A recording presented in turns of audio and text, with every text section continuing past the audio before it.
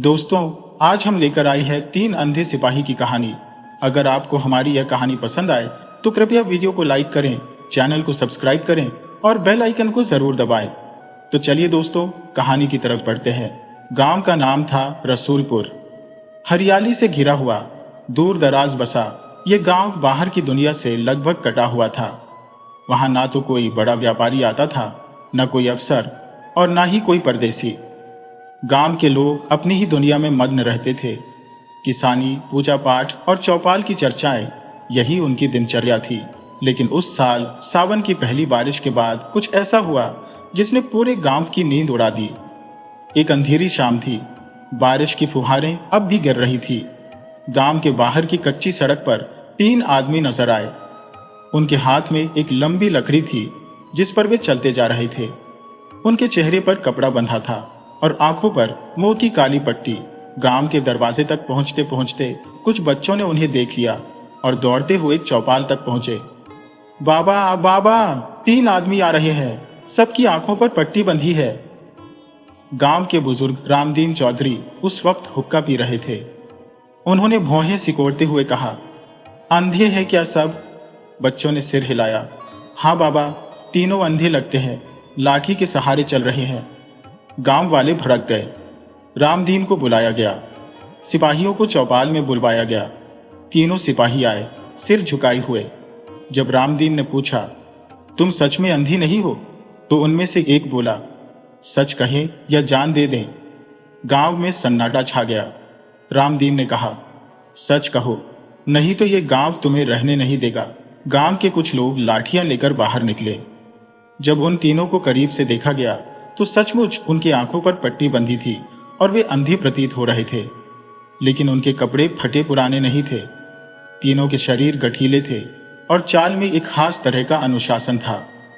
ऐसा लगता था जैसे वे कोई फौजी हो, पर अब देख नहीं सकते। तुम कौन हो, कहां से आए हो? रामदीन ने पूछा। एक ने जवाब दिया, हम सिपाही हैं, पर अब अंधे हो चुके हैं, हमें यहां पनाह चाहिए। गांव वाले चौंक गए। सिपाही, और वह भी अंधे? कौन सी लड़ाई में आंखें गई?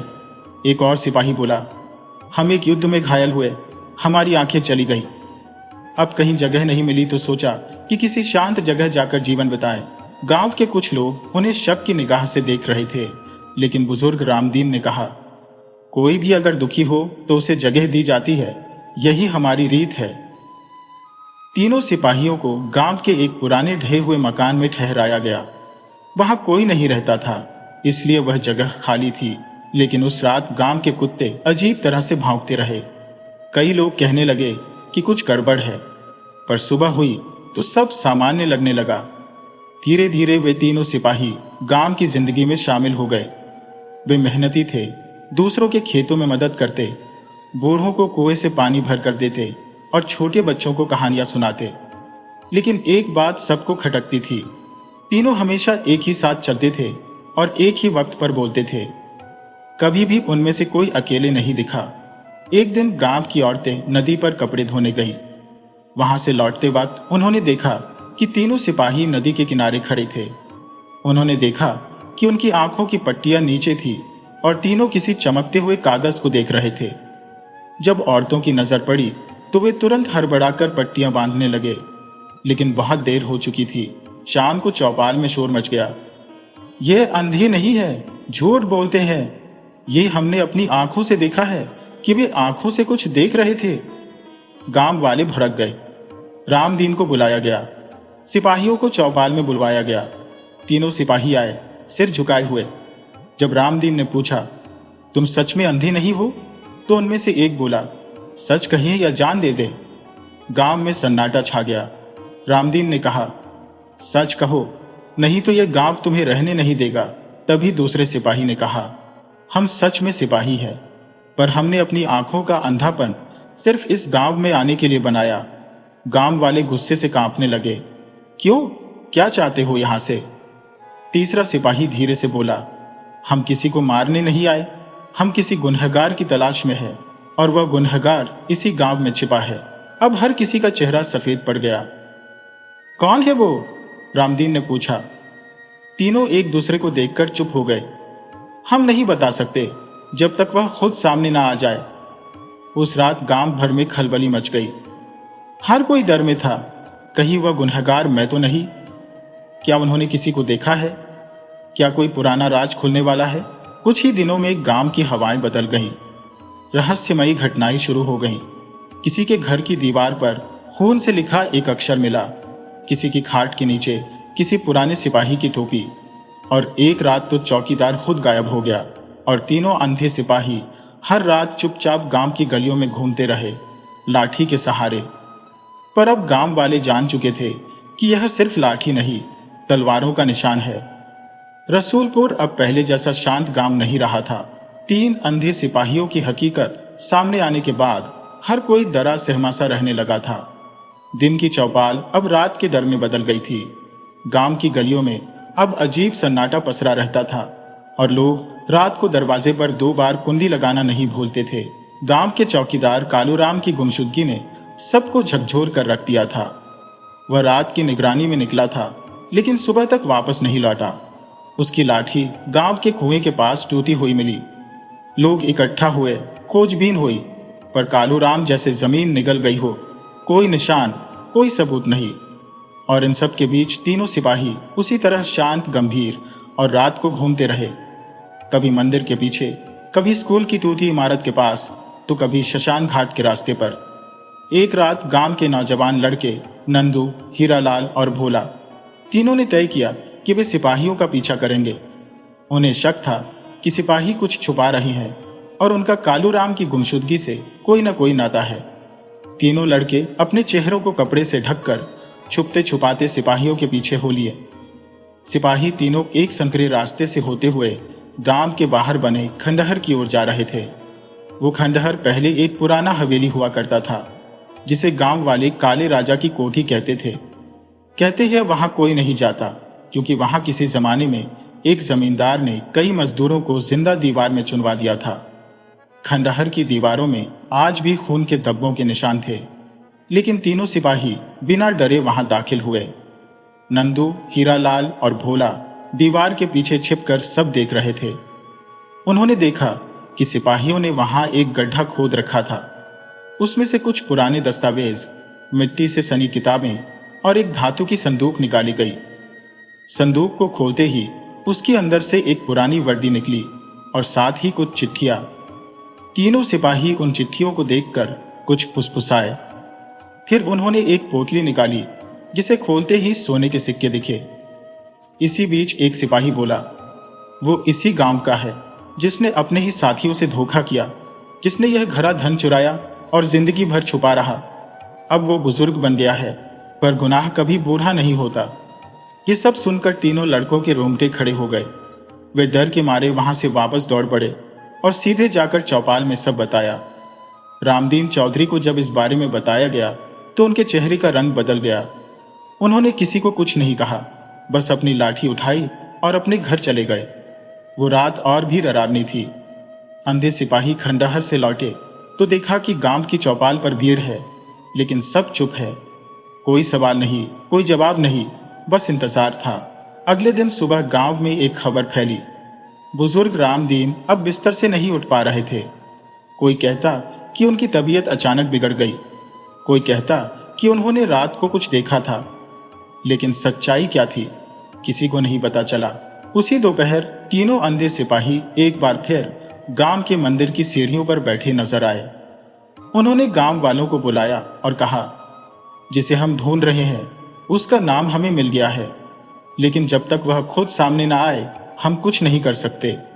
हमारे पास जो राज्य है वो गांव की मिट्टी से जुड़ा है और उस मिट्टी में कई लाशें दफन है, जिनकी चीखें अब हमें सुनाई देती हैं। गांव वाले स्तब्ध रह गए। कौन थे वो लोग जो मिट्टी में दफन हुए? क्या वह मजदूर थे जिनका जिक्र काले राजा की कोठी से जुड़ी कहानियों में होता था? और क्या सिपाहियों के पास उन सब के राज्य थे? उसी रात गांव के तालाब के पास एक बुजुर्ग की लाश मिली। उसके गले में एक ताबीज था जिसमें एक पुराना नाम लिखा था, लाला राम। यह नाम किसी को याद नहीं था सिवाय अंधे सिपाहियों के। उन्होंने सबको बताया, लाला राम वही है जिसने उन मजदूरों को दीवारों में चुनवाया था। उसी के नाम पर काले राजा की हवेली बदनाम हुई। और यह वही ताबीज है जो हमने संदूक में रखा पाया। गांव की हवा में अब रहस्य और मौत की गंध थी। हर दिन कोई ना कोई नया चेहरा संदेह के घेरे में आता, कोई पुरानी बात सामने आती और हर बार तीनों सिपाही किसी नए रास्ते पर निकल पड़ते। अब गांव वालों को समझ में आने लगा था कि यह सिपाही केवल अपनी आंखों से नहीं बल्कि गांव के दिल से सच्चाई निकालने आए हैं और उनकी अंधी आंखें शायद सबसे ज्यादा देख सकती हैं। लेकिन सवाल यह था, ये सब खोज किस लिए? और सिपाही क्या सच में इंसाफ की तलाश में है या उनका मकसद कुछ और है? रसूलपुर गांव की फिजा में अब सन्नाटा नहीं बल्कि सवाल गूंजते थे। हर घर, हर दीवार, हर आंगन में कोई ना कोई रहस्य छुपा था और तीनों अंधे सिपाही उन्हीं रहस्यों को एक एक कर खोलने निकले थे। उनकी मौजूदगी अब गांव वालों को डराने के बजाय उन्हें खुद से सवाल करने पर मजबूर करती थी। लोग खुद अपने अतीत में झांकने लगे थे। कोई पुरानी गलती उन्हें बेचैन कर रही थी, कोई भूला हुआ राज रात को नींदें उड़ा रहा था। उसी समय गांव में एक नई हलचल मची। गांव के पुराने विद्यालय की जमीन को लेकर कुछ दस्तावेज तहसील से गांव पहुंचे थे। इसमें कुछ ऐसे नाम थे जिन्हें गांव वाले कब का भूल चुके थे। जिनके नाम पर जमीन थी वे लोग कभी गांव से अचानक गायब हो गए थे। इन नामों में एक नाम था बच्चन सिंह। ये नाम सुनकर गांव के बुजुर्गों में हलचल मच गई। एक खामोशी सी दौड़ गई पूरे चौपाल में। कोई कुछ बोलता नहीं पर नजरों में डर साफ दिखता। बच्चन सिंह कोई आम आदमी नहीं था।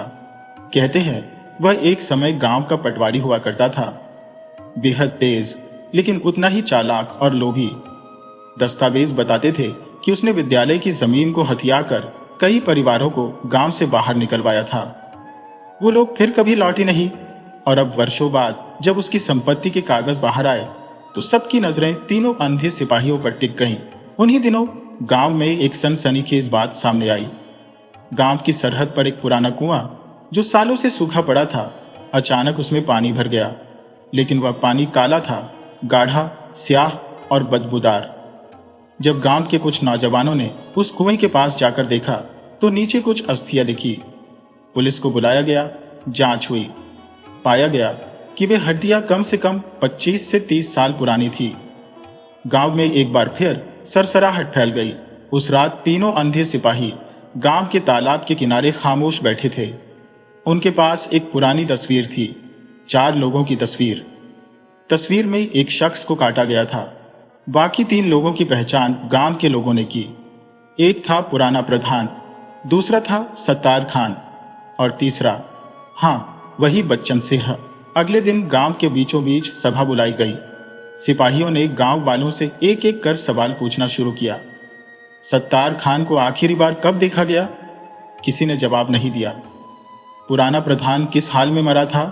कोई बोला हृदयघात से। लेकिन अंधे सिपाही बोले नहीं, वो जहर से मरा था। हमें उसकी लाश के पास एक संदिग्ध जड़ी बूटी मिली थी जिसे गांव के वैद्य भी नहीं पहचान पाए। गांव वालों की आंखें फटी की फटी रह गईं। उन्होंने जो सुना उसे मानना मुश्किल था। अब अंधे सिपाही सिर्फ सवाल नहीं कर रहे थे बल्कि जवाब भी खुद दे रहे थे, जैसे उन्हें सब पता हो, जैसे अंधापन उनकी कमजोरी नहीं बल्कि सच को देखने की एक शक्ति हो। इसी बीच गांव के सबसे पुराने घर में एक धमाका हुआ। यह वही घर था जहां बच्चन सिंह कभी रहा करता था। लोग दौड़े, दरवाजा तोड़ा गया। अंदर एक तहखाना मिला। उस तहखाने में एक काली किताब, लोहे की संदूक और एक पुराना टेप रिकॉर्डर मिला। टेप चलाया गया। उसमें एक कांपती हुई आवाज थी, अगर यह टेप कभी किसी को मिले तो जान लेना मैं अकेला नहीं था। मैंने जो किया अपने फायदे के लिए नहीं किया, मुझे मजबूर किया गया। वो तीनों, हाँ, वही 3 जो आज अंधे सिपाही बनकर लौटे हैं, उन्होंने ही हमें यह सब करवाया था। यह सुनते ही गांव में जैसे भूचाल आ गया। जो लोग सिपाहियों को न्यायप्रिय और ईमानदार मानते थे, अब उनके मन में शंका का बीज बो दिया गया था। क्या सिपाही ही असली अपराधी थे? क्या यह सब बदले की एक योजना थी? क्या वे गांव के पुराने अपराधों को उजागर करने के बहाने अपना हिसाब चुकता कर रहे थे? लेकिन सच्चाई का चेहरा अभी और भी पेचीदा था। उसी रात गांव के बीचों बीच एक और लाश मिली। उसका चेहरा बिगड़ा हुआ था, लेकिन उसके पास एक डायरी थी जिसमें लिखा था, मैंने जो देखा वह बताना चाहता था, लेकिन मेरी आंखों ने जो देखा मेरी जुबान कह ना सकी। वे तीनों, वे सिर्फ सिपाही नहीं, वे गांव के इतिहास की परछाइयां हैं। अब सवाल और गहरा गया था। क्या यह सिपाही इंसान है या फिर किसी गुनाह की सजा बनकर लौटे हैं? और इस बीच गांव के मंदिर की घंटी रात में अपने आप बज उठी। एक के बाद एक तीनों सिपाही वहां पहुंचे और वहीं जमीन पर बैठ गए। उनके होंठ हिल रहे थे पर आवाज नहीं निकल रही थी। और तब गांव की बुजुर्ग दादी, बुढ़िया चाची, जो पिछले कई वर्षों से मौन थी, पहली बार बोली। अब उन्हें सब याद आ गया है। अब गांव को उसका हिसाब देना होगा। गांव के मंदिर में रात के सन्नाटे को चीरती घंटी की आवाज अब हर किसी के मन में घर कर गई थी। तीनों अंधे सिपाही मंदिर की देहरी पर मौन बैठे थे और बुढ़िया चाची की रहस्यमयी आवाज अब गांव के हर कोने में गूंजने लगी थी। सालों से जो चुप थी, उसका बोलना गांव वालों के लिए किसी चमत्कार से कम नहीं था। लेकिन उसकी बातें और भी विचित्र थी। वह कह रही थी कि उन्हें सब याद आ गया है। कौन थे वे, क्यों लौटे हैं और अब गांव को क्या चुकाना है। गांव वाले अब खुलकर एक दूसरे से सवाल करने लगे थे। तीनों सिपाहियों की पहचान को लेकर जितनी कहानियां पहले थी, अब उससे कहीं ज्यादा अफवाहें फैल गई। कोई कहता, यह तीनों असल में उन बच्चों की आत्माएं हैं जिन्हें कभी गांव के ताकतवर लोगों ने जमीन के लिए जिंदा गाड़ दिया था। कोई कहता, यह तीनों वही लोग हैं जो कभी गांव के रक्षक थे पर गांव वालों की गद्दारी के कारण मारे गए और अब सच्चाई को उजागर करने आए हैं। उस रात हवा बहुत तेज चली। गांव के तालाब में पानी बेकाबू होकर ऊपर तक लहराने लगा। मंदिर के पीछे का पुराना नीम का पेड़ खुद ब खुद गिर पड़ा और उसके नीचे से एक पत्थर की पटिया मिली। उस पर कुछ उकेरा हुआ था, 3 नाम, एक तारीख और एक शपथ। नाम थे धर्मा, लखन और हाशिम। तारीख थी आज से ठीक 50 साल पहले की और शपथ थी सत्य की रक्षा, चाहे आंखें छीन ली जाए। अब सब कुछ साफ होने लगा था।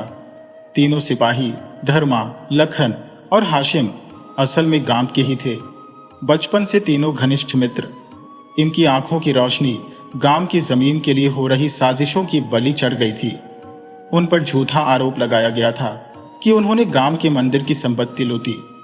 जब उन्होंने अपना बचाव करने की कोशिश की तो गांव के प्रभावशाली लोगों ने मिलकर उनकी आंखें फोड़ दी और उन्हें गांव से बाहर निकाल फेंका। सबूत मिटा दिए गए। तीनों अंधे हो चुके थे पर जिंदा थे। उन्होंने जिंदगी तो किसी तरह गुजारी, लेकिन दिल में एक ही आग थी, सच्चाई को सामने लाना। अब वे लौटे थे उसी मकसद से, लेकिन इस बार ना आंखें थी ना हथियार, सिर्फ संकल्प था और सच की पहचान की वह असीम शक्ति जो उन्हें हर झूठ को छूकर भी पहचानने की ताकत देती थी। गांव की जमीन पर जहां जहां अन्याय हुआ, वहां वहां उनकी उपस्थिति से चीजें खुलने लगी। पर गांव ने जो किया था उसका हिसाब सिर्फ अतीत से नहीं, वर्तमान से भी था, क्योंकि अब नई पीढ़ी भी उन्हीं रास्तों पर चलने लगी थी। झूठ, लालच, धोखा। सिपाहियों ने गांव के हर घर में जाकर एक एक इंसान से उसकी जिंदगी के सबसे छुपे हुए सच पूछे। और जब कोई झूठ बोलता तो उसका चेहरा बदल जाता, जैसे किसी अंधेरे से ढक जाए, और जब कोई सच बोलता तो उसके चारों ओर एक हल्का सा उजाला फैलता। बुढ़िया चाची, जो गांव की सबसे पुरानी गवाह थी, वह अब एक एक राज बताने लगी। उसने कहा, धर्मा मेरा भाई था, लखन मेरा मंगेतर और हाशिम मेरे बेटे जैसा। ये सुनते ही गांव की भीड़ सन रह गई। बुढ़िया चाची ने खुद स्वीकार किया कि वह भी कभी चुप रही क्योंकि उसे डर था, लेकिन अब जब वे लौटे हैं तो उसे भी मान तोड़ना पड़ा। अगली सुबह गांव के चौपाल पर तीनों सिपाही खड़े थे, सामने पूरे गांव की भीड़। उन्होंने कहा, हम कोई बदला लेने नहीं आए थे, हम बस यह देखना चाहते थे कि क्या गांव अब भी वह है जहां से हमें आंखों के बिना निकाल दिया गया था, या अब इसमें इंसानियत है। एक लंबी खामोशी के बाद एक बूढ़ा व्यक्ति सामने आया। वह वही पुराना प्रधान था जिसने झूठी गवाही दी थी। कांपते हुए घुटनों के बल गिर गया, कहा, मैंने बहुत पाप किया, अब जो सजा दो मैं तैयार हूं। उसके बाद कई लोग सामने आए और हर कोई अपनी गलती कबूल करता गया। अंधे सिपाही मुस्कुराए। पहली बार उनकी आंखें भले न थी, पर उनके चेहरे पर संतोष की रोशनी थी। उन्होंने कहा, हम अब जा रहे हैं, लेकिन अगर इस गांव ने फिर कभी किसी मासूम की आंखें छीनी तो अगली बार हम इंसान नहीं उस अंधकार के रक्षक बनकर लौटेंगे जिसे कोई मिटा नहीं सकेगा। उसी रात गांव के मंदिर की घंटी आखिरी बार बजी। गांव की हवाओं में एक नमी सी घुली और तीनों सिपाही जो वर्षों से न्याय की खोज में अंधकार में भटक रहे थे, गांव से निकल गए। लेकिन इस बार पीछे कोई डर नहीं था, कोई अफसोस नहीं था, बस शांति थी। तीन अंधे सिपाही केवल एक रहस्यमयी कहानी नहीं, बल्कि एक गहरी सीख है कि सत्य को दबाया जा सकता है, मगर मिटाया नहीं जा सकता। आंखों से देखने वाला हर व्यक्ति वास्तव में देख नहीं पाता, और जो अंधा होकर भी सच्चाई को समझे, वही असली ज्ञानी होता है। धर्मा, लखन और हाशिम की अंधी आंखें उन हजारों लोगों का प्रतीक है जिनसे अन्याय हुआ, जिन्हें सच्चाई बोलने की कीमत चुकानी पड़ी। लेकिन यह कहानी यह भी बताती है कि न्याय देर से सही पर आता जरूर है, जब इंसान अपने भीतर झांके, जब डर को छोड़कर सच बोलने का साहस करे। गांव की तरह हमारा समाज भी अक्सर सच्चाई से आंखें मूंद लेता है, पर यह कहानी सिखाती है कि अगर हर इंसान अपने भीतर के सिपाही को जगा ले तो कोई अन्याय ज्यादा दिन तक टिक नहीं सकता। कभी कभी जो अंधे होते हैं वही दुनिया को सबसे साफ देख पाते हैं। इसलिए न्याय के अंधे नहीं बनो, बल्कि अंधे होकर भी न्याय करने वाले बनो।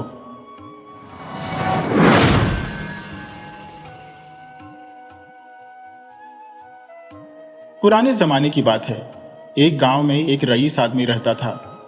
वो दिल का बहुत साफ और दयालु था। उसके पास न पैसों की कमी थी, न जमीन जायदाद की।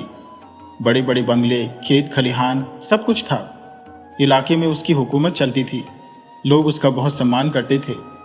लेकिन एक कमी थी जो उसे रात दिन सताती थी। उसके कोई औलाद नहीं थी। उसने 3 शादियां की, मगर कोई बीवी उसे बच्चा न दे सकी। वो अक्सर सोच में डूब जाता, मेरे मरने के बाद मेरी बीवियों का क्या होगा, मेरी जायदाद का क्या होगा, मेरे इलाके की बागडोर कौन संभालेगा। ये ख्याल उसे बहुत परेशान करते। गांव में हर बच्चा बूढ़ा जानता था कि रईस अपनी औलाद के लिए कितना तरसता है। उस फकीरों, दरवेशों के पास जाता, बड़े बड़े बुजुर्गों के मजार पर चादर चढ़ाता, मस्जिद में झाड़ू पोछा करता, अपने हाथों से हर वो काम करता जो उसे औलाद की नेमत दिला सके। मगर उसके दिल की कली न खिली। उसी गांव में एक नजूमी था, नाम था बरकत। वो अपने ज्योतिष के खेल में बड़ा चालाक था, मशहूर भी था। लेकिन किस्मत का मारा था, हमेशा उसकी जेब खाली रहती। एक दिन उसे एक तरकीब सूझी। उसने नए नए कपड़े पहने और रईस के पास जा पहुंचा। बोला, हुजूर, मैंने अपने नजूमी इल्म से देखा है कि अगर आप 18 साल की लड़की से शादी करें तो आपको जरूर औलाद होगी। रईस ने उत्सुक होकर पूछा, वो लड़की कौन है, कहाँ रहती है? बरकत ने बताया, पास के गांव में एक बूढ़ी बेवा औरत रहती है। उसकी एक बेटी है, बहुत खूबसूरत और समझदार। रईस ने सोचा, जब 3 शादियां कर ली तो एक और सही। पैसों की तो कोई कमी नहीं, बस एक बच्चे की कमी है। शायद इस नजूमी की बात सच हो जाए। उसने बरकत को मोतियों की माला इनाम में दी और बोला, अगर मेरी चौथी बीवी से मुझे बच्चा हुआ तो मैं तुझे माला माल कर दूंगा, लेकिन अगर यह सब झूठ निकला तो तेरी खाल उधेड़ कर चील कौवों को खिलाऊंगा। बरकत ने हंसते हुए कहा, हुजूर, मेरी जान आपके लिए हाजिर है। मेरी बात पर यकीन करें, मैंने कभी गलत नहीं कहा। असल में बरकत ने यह सारी चाल रईस को बेवकूफ बनाने के लिए रची थी। वो बहुत करीब था और उसे पैसों की सख्त जरूरत थी। पास के गांव में उसकी बूढ़ी बहन रहती थी, जिसकी एक खूबसूरत बेटी थी। बरकत ने सोचा, अगर मैं अपनी भांजी की शादी रईस से करवा दूं तो उसकी जायदाद का हिस्सा मेरे हाथ लगेगा। कुछ दिनों बाद बरकत ने अपनी भांजी शहनाज की शादी रईस से करवा दी। शहनाज को अपने मामा बरकत की सारी चालबाजियां पता थी, लेकिन उसने अपने शौहर को कुछ नहीं बताया। वो गरीब घर की थी, कच्चे मकान में पली थी। रईस के महल जैसे घर देखकर उसका मन ललचाया। वो रोज एक एक महल घूमती। जब सारे महल देख लिए तो रईस ने कहा, मेरा एक पुराना महल है जो गांव से दूर है, उसे तुमने नहीं देखा, मेरे बाप दादाओं ने बनवाया था। शहनाज मचल उठी, मुझे वो महल दिखाइए। अगली सुबह रईस उसे उस पुराने महल में ले गया।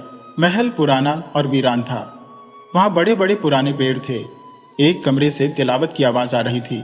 शहनाज ने पूछा, ये कौन तिलावत कर रहा है? रईस उसे उस कमरे में ले गया जहां एक अल्लाह वाले बुजुर्ग अकेले रहते थे। वो दिन रात इबादत में डूबे रहते। शहनाज ने देखा महल के पेड़ अजीब से थे।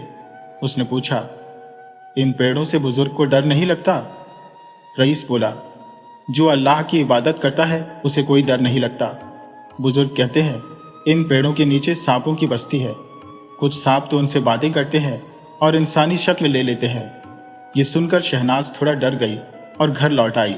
शहनाज की मदद से बरकत और उसकी बूढ़ी माँ, जो सालों से गरीबी में जी रहे थे, अब ऐश की जिंदगी जीने लगे।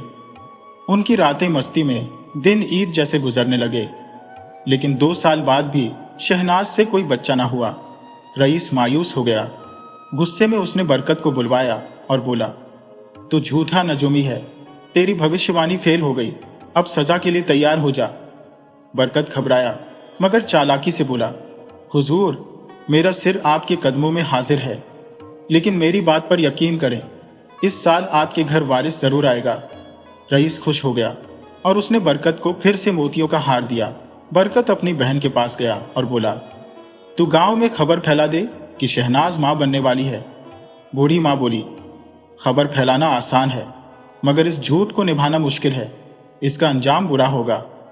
बरकत ने हंसकर कहा, फिक्र मत कर, मैं सब संभाल लूंगा। कुछ दिनों बाद बूढ़ी मां ने खबर फैला दी कि शहनाज गर्भवती है। रईस ने खुशी में गरीबों को दान दिया, बरकत को इनाम दिए। बरकत ने फिर चाल चली, हुजूर, मेरा इल्म कहता है कि आपके यहाँ एक शहजादा पैदा होगा, मगर 14 साल तक उसे सिर्फ उसकी माँ और नानी देख सकती है। अगर कोई और देखेगा तो वो भूत बन जाएगा या मर जाएगा। रईस का चेहरा मुरझा गया। वो बोला, ये क्या बात हुई? बरकत ने समझाया, 14 साल बाद उसकी शादी कर देना। बारात में शामिल मत होना। जब वो दुल्हन के साथ लौटे तब उसे देख लेना।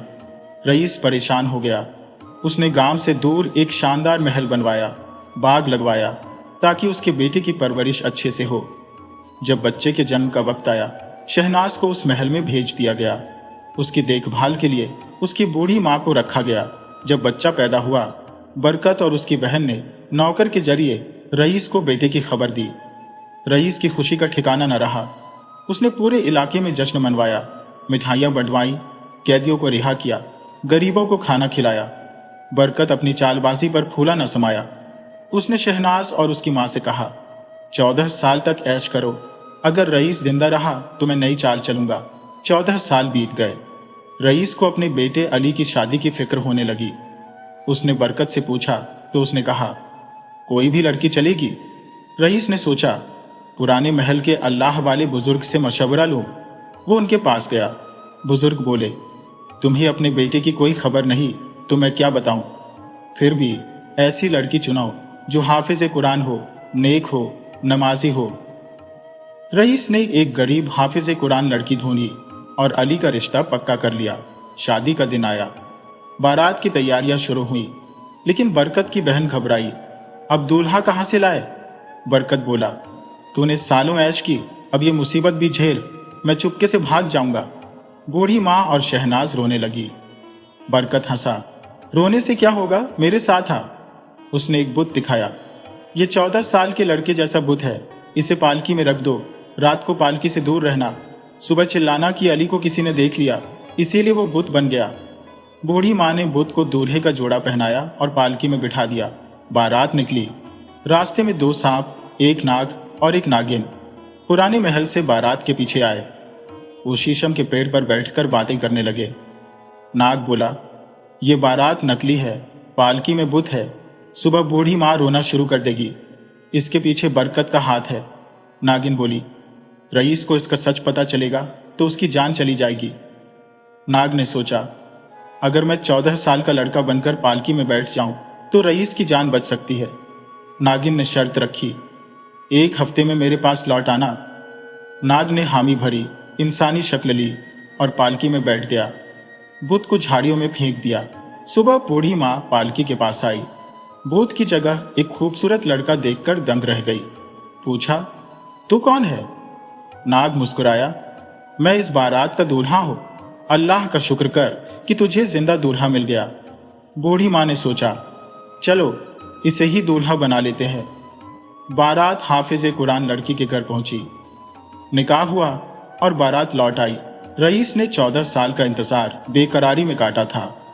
जब बारात लौटी, उसने पालकी का पर्दा उठाया और अली को गले लगा लिया। उसका दिल खुशी से उछल रहा था। उसने जश्न मनवाया, महल को सजवाया, लेकिन नाग को इंसानों की दुनिया का ऐश और आराम इतना भाया कि वो अपनी नागिन को भूल गया। उधर नागिन अपने नाग का इंतजार करते करते थक गई। उसने अपने कुनबे को बुलाया और बोली, मैं अपने नाग को ढूंढने जा रही हूं। वो जंगल भटकती रही और आखिरकार रईस के महल पहुंची। रात को महल में घुसने की कोशिश की, मगर रास्ते बंद थे। सुबह एक खादिम ने उसे देख लिया और साफ साफ चिल्लाने लगा। कई खादिमों ने मिलकर नागिन को घेर लिया। उसने 2 खादिमों को डस लिया, मगर बाकियों ने उसका मुंह कुचल दिया। अली, नाग। बाहर निकला और शोर सुना। खादिमों ने बताया कि एक सांप को मार दिया गया। अली ने नागिन को मरा देखा तो उसकी आंखों में आंसू आ गए। वो अपने वादे की खिलाफी और नागिन की मौत का गम लेकर अल्लाह वाले बुजुर्ग के पास गया। बोला, मेरी नागिन मर गई। अगर मैं बदला लूं तो मेरी बीवी और रईस को मेरा सच पता चल जाएगा। बुजुर्ग बोले, तू इंसान नहीं, ये मैं जानता हूं, मगर अपनी हाफिज कुरान बीवी से झूठ मत बोल। जो मर गया उसका गम छोड़, अपनी नई जिंदगी देख। अली महल लौटा। उसे डर था कि उसके कुनबे वाले उसकी बीवी को नागिन का कातिल समझकर डस न ले। उसने बीवी को नसीहत दी, कांच की चूड़ियां मत पहनना, मटर की फलियां मत खाना, ग्वालिन से दूध मत लेना, फूलों के गजरे मत लगाना, ये हमारी रीत नहीं। बीवी ने वादा किया। कुछ दिन बाद एक चूड़ी वाली आई। बीवी ने कहा, कांच की चूड़ियां हमारी रीत नहीं। चूड़ी वाली बोली, अपने शौहर से पूछ, उनकी जात क्या है। रात को बीवी ने अली से पूछा। अली बोला, मेरी जात मत पूछ, पछताएगी। कुछ दिन बाद मालिन आई, फूलों के गजरे और मटर की फलियां लेकर। बीवी ने फिर वही जवाब दिया। मालिन बोली, अपने शौहर की जात पूछ। अली ने फिर टाल दिया। फिर ग्वालिन आई। बीवी ने दूध लेने से मना किया। ग्वालिन बोली, तेरे शौहर की जात क्या है। आखिर बीवी ने जिद पकड़ी, मुझे तुम्हारी जात जाननी है। अली परेशान हो गया। बोला, सुबह मेरे साथ पुराने महल चल, वहां बताऊंगा। सुबह वो पुराने महल पहुंचे। अली ने एक घने पेड़ की जड़ के पास कपड़े उतारे और बोला, आखिरी बार कहता हूं, मेरी जात मत पूछ। बीवी ने जिद की। अचानक अली इंसान से सांप बन गया और रेंगने लगा। बीवी का दिल धड़कने लगा। उसे याद आया कि ये उसका शौहर है। उसने सांप को पकड़ने की कोशिश की, मगर वो सुराख में गायब हो गया। बीवी रोती बिलखती इधर उधर भटकने लगी। आखिर एक कुएं पर पहुंची, जहां कुछ लड़कियां पानी भर रही थी। उनकी आंखें अजीब थी, न चूड़ियां न जेवर। बीवी ने पूछा, इतना पानी कहां ले जा रही हो। एक लड़की बोली, हमारे मामा इंसानों में रहकर आई है, उनके बदन से इंसानों की बू आ रही है, तो हम उन्हें नहला रहे हैं। बीवी को यकीन हो गया कि मामा उसका शौहर है। उसने चुपके से अपनी अंगूठी लड़की के मटकी में डाल दी। नाक को नहलाते वक्त अंगूठी गिरी। उसने पहचान लिया कि ये उसकी बीवी की है। उसने भांजी से पूछा, ये अंगूठी कहां से आई। भांजी बोली, कुएं पर एक औरत थी, थकी हारी, आंखों में आंसू। नाक का दिल भर आया। वो कुएं पर दौड़ा। अपनी बीवी को देखा तो उसका मुरझाया चेहरा देखकर रहा न गया। उसने इंसानी शक्ल ली और बोला, बेगम, मैंने सोचा तू जिद्दी है, इसलिए तुझे छोड़ आया, मगर तेरा प्यार देखकर समझ गया कि तू मुझसे बहुत मोहब्बत करती है। बीवी की आंखों में आंसू थे। वो चुप रही। नाक ने कहा, मेरे कुनबे के पास चल, शायद वो हमें साथ रहने दे। वो दोनों कुनबे के पास गए।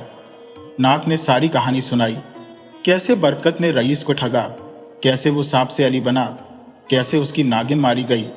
बोला, मेरी बीवी को मेरी सच्चाई पता है, फिर भी वो मुझे चाहती है, मुझे इसके साथ रहने दो। कुनबे ने कहा, तुझे वफादारी की इज्जत है, जा अपनी बीवी के साथ इंसानों की दुनिया में खुश रह। वो दोनों पुराने महल में अल्लाह वाले बुजुर्ग के पास गए। बुजुर्ग बोले, रईस को सच्चाई बता दो। वो रईस के महल पहुंचे। रईस उनकी जुदाई से गमजदा था। अली और उसकी बीवी को देखकर उसने गले लगाया। अली ने सारा सच बताया, बरकत की चाल, शहनाज का झूठ और अपनी सांप वाली हकीकत। रईस गुस्से से कांप उठा। उसने बरकत और उसकी बहन को बुलवाया और सूली पर चढ़ाने का हुक्म दिया। शहनाज को उम्र कैद की सजा दी। रईस गम में डूब गया। अली को लगा कि उसकी वजह से यह हाल हुआ। उसने कहा, अगर आप कहें तो मैं अपनी बीवी के साथ कहीं और चला जाऊं। रईस बोला, तू इंसान हो या सांप, मुझे फर्क नहीं पड़ता। मैंने तुझे हमेशा बेटा माना है। मेरे लिए तू मेरा बेटा ही रहेगा। अली का दिल भर आया। उसने कहा, अब्बा जान, शायद अल्लाह ने मुझे आपका बेटा बनाया। आपकी जायदाद मैं संभालूंगा। रईस ने उसे गले लगाया और वो सब हंसी खुशी साथ रहने लगे। नोट: कहानी को बोलचाल की हिंदी में आम शब्दों के साथ पूरी तरह से दोबारा लिखा गया है। हर वाक्य और पैराग्राफ को नया रूप दिया गया है, मगर मूल कहानी, किरदारों के नाम बरकत, शहनाज, अली आदि और घटनाएं वही रखी गई है। फारिकल मैजिक के तहत कहानी को रोचक, सरल और आकर्षक बनाया गया है, जिसमें समानार्थी शब्द, बोलचाल की भाषा और भावनात्मक उतार चढ़ाव का ख्याल रखा गया है।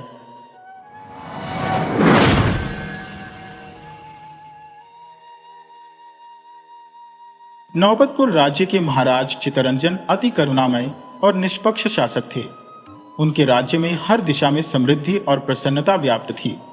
राजा चितरंजन का एक छोटा भाई था, जयरंजन नामक। राजा चितरंजन की अपनी कोई संतान नहीं थी, इसीलिए वे अपने छोटे भाई जयरंजन के पुत्र विजयरंजन को अत्यधिक स्नेह करते थे। एक दिन दोनों भाई राज्य के किसी मुद्दे पर परस्पर संवाद कर रहे थे। तभी एक सेवक शीघ्रता से कक्ष में प्रविष्ट हुआ और अत्यधिक विचलित प्रतीत हो रहा था। गजब हो गया महाराज, गजब हो गया, सेवक चिल्लाया। क्या हुआ सेवक, तुम इतने व्याकुल क्यों हो? राजा चितरंजन ने पूछा।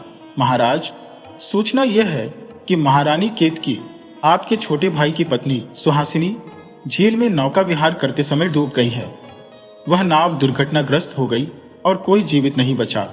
सेवक ने हड़बड़ाते हुए कहा, ओह मेरे भगवान, यह तूने क्या किया? राजा चितरंजन दुखी हो गए। अब इस परिवार में केवल राजा, उनका भाई और भतीजा विजयरंजन ही शेष थे। दोनों भाई दुख के महासागर में डूब गए थे। इस घटना के मात्र 2 दिन ही बीते थे कि अचानक जयरंजन पीड़ा से कराहने लगा। पलक झपकते ही उसका चेहरा पसीने से तर हो गया। भैया, ऐसा लगता है जैसे कोई मेरे हृदय से मेरे शरीर को खींच रहा हो। बहुत दर्द हो रहा है, जयरंजन बोला। जयरंजन, मेरे भाई, घबराओ नहीं, मैं अभी राजवैद्य को बुलाता हूं। राजा चितरंजन ने कहा। भैया, राजवैद्य को बुलाने की आवश्यकता नहीं है। लगता है मेरा अंतिम समय आ गया है, जयरंजन ने उत्तर दिया। ऐसा न कहो जयरंजन, दुख की इस घड़ी में तुम मुझे अकेला मत छोड़ो, राजा चितरंजन ने निवेदन किया। भैया, मृत्यु निकट है, मरने से पहले मैं आपसे कुछ मांगना चाहता हूं, जयरंजन ने धीरे से कहा। मांगो जयरंजन, मैं वचन देता हूं कि तुम जो भी कहोगे मैं उसे अवश्य पूरा करूंगा, राजा ने कहा। भैया, मेरे पश्चात विजयरंजन को पिता के स्नेह की कभी कमी ना होने देना, उसे अपने पुत्र की भांति पालना और उसकी रक्षा करना, जयरंजन ने कहा। जयरंजन, यह भी कोई कहने की बात है? विजयरंजन के सिवा अब मेरा इस संसार में और कौन है? विश्वास रखो, मैं विजयरंजन को पुत्र के समान ही पालूंगा। मेरी मृत्यु के बाद विजयरंजन ही इस देश का राजा होगा। इस बात का मैं तुम्हें वचन देता हूं। मैं अपने प्राणों पर खेलकर भी विजयरंजन के जीवन की रक्षा करूंगा, राजा ने वचन दिया। भैया, अब मैं शांति से मर सकता हूं, कहकर जयरंजन ने अपनी आंखें मूंद ली और अगले ही पल उसकी गर्दन एक ओर लुढ़क गई।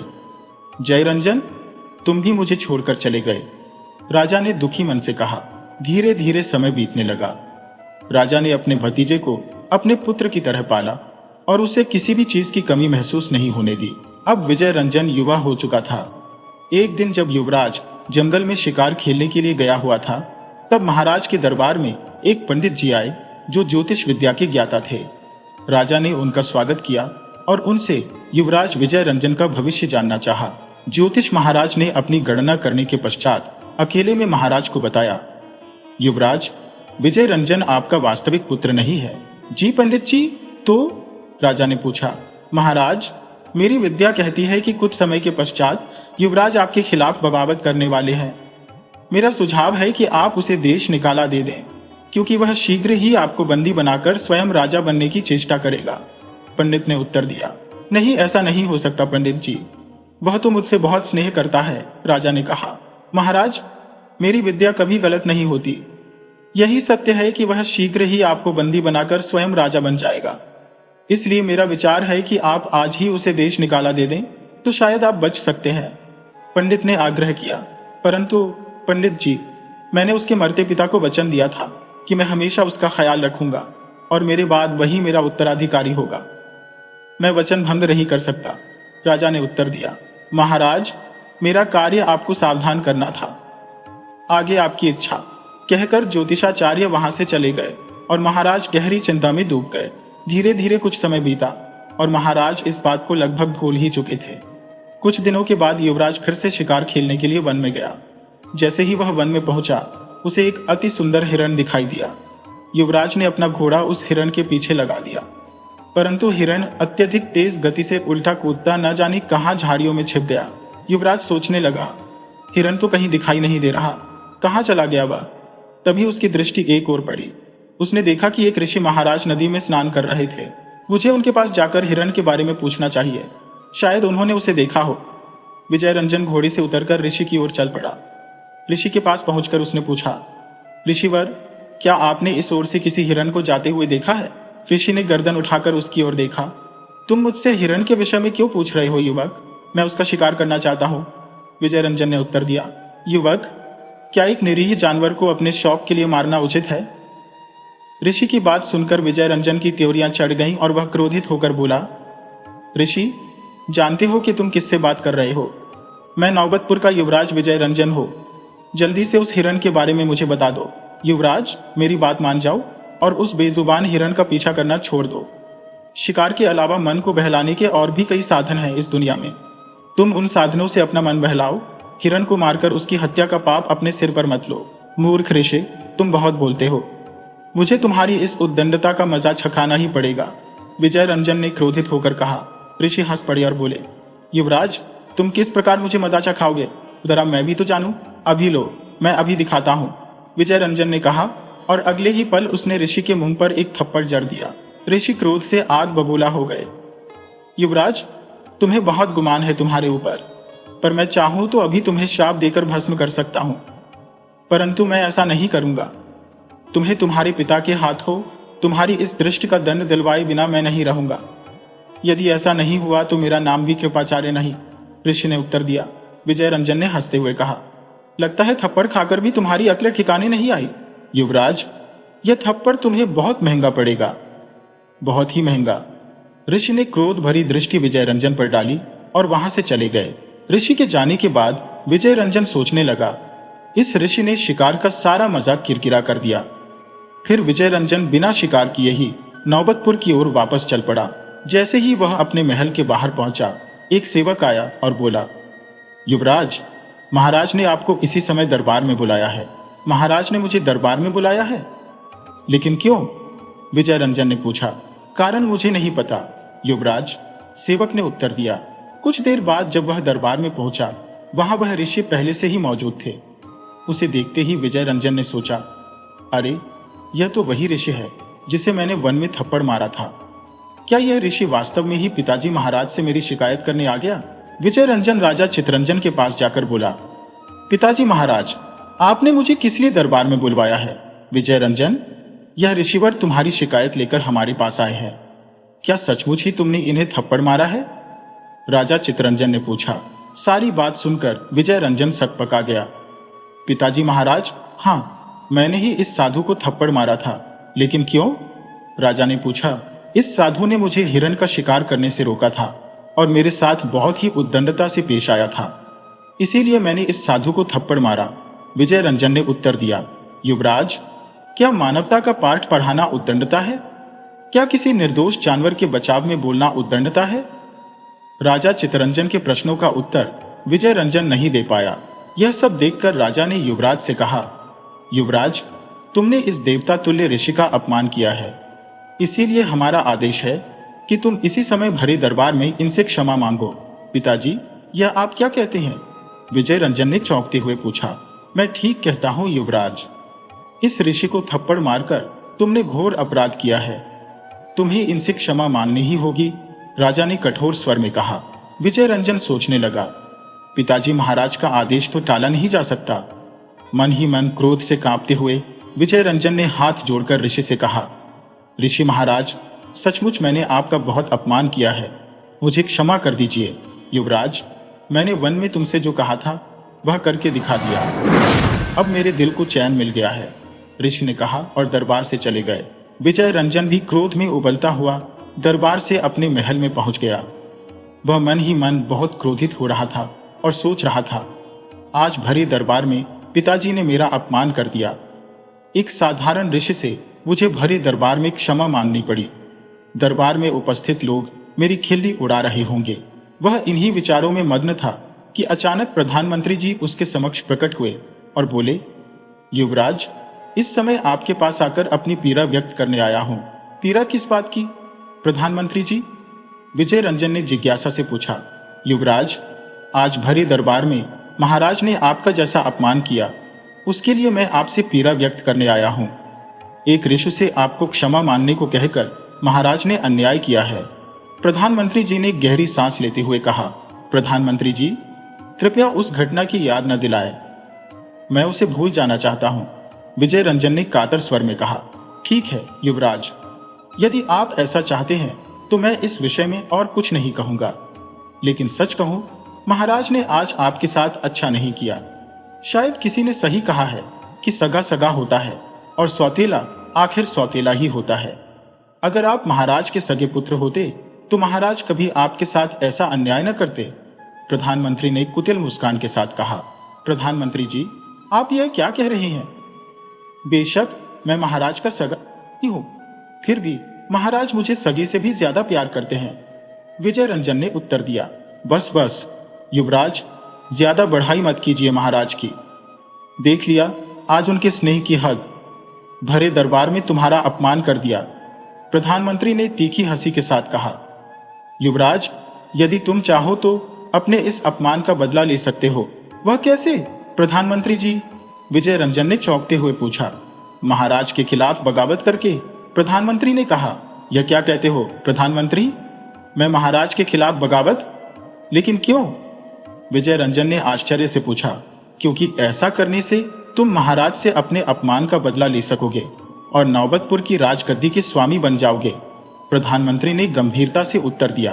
प्रधानमंत्री जी, नौबतपुर की राजगद्दी एक न एक दिन तो मुझे ही मिलने वाली है, फिर मैं बगावत क्यों करूं? विजय रंजन ने उलझन में पूछा। आप बड़े ही भोले हैं युवराज, जरा सोचिए तो, जब महाराज बिना किसी कारण भरे दरबार में आपका अपमान कर सकते हैं तो समय आने पर वह आपके स्थान पर किसी और को भी राजगद्दी सौंप सकते हैं, प्रधानमंत्री ने धीरे से कहा। प्रधानमंत्री जी, आपकी बात मेरी समझ में आ रही है, बताइए हमें क्या करना होगा? विजय रंजन ने गंभीरता से पूछा। युवराज, आज महल के सारे सेवकों और सैनिकों को मैं अपने साथ मिला चुका हूं, बस आपके यहां कहने की देर है, प्रधानमंत्री ने मुस्कुराते हुए कहा। इतना कहकर प्रधानमंत्री धीरे धीरे विजय रंजन को अपनी योजना समझाने लगे। सारी योजना समझने के बाद विजय रंजन ने कहा, प्रधानमंत्री जी, योजना तो आपने बहुत ही अच्छी बनाई है, तो चलिए इसी समय अपनी योजना को पूरा किया जाए। फिर वे दोनों राजा चितरंजन के महल की ओर चल पड़े। तुरंत ही वे राजा चितरंजन के शयन कक्ष में पहुंचे। महाराज, भरे दरबार में आज मेरा अपमान करके आप चैन की नींद सो रही हैं? विजय रंजन ने क्रोधित स्वर में कहा। युवराज, यह तुम किस तरह की बात कर रहे हो? तुम इतने उद्दंड कब से हो गए?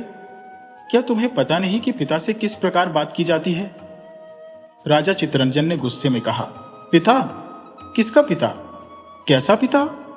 मेरा कोई पिता नहीं है, विजय रंजन ने तमतमाते हुए कहा। विजय रंजन, यह तुम क्या कह रहे हो? राजा ने आश्चर्य से पूछा।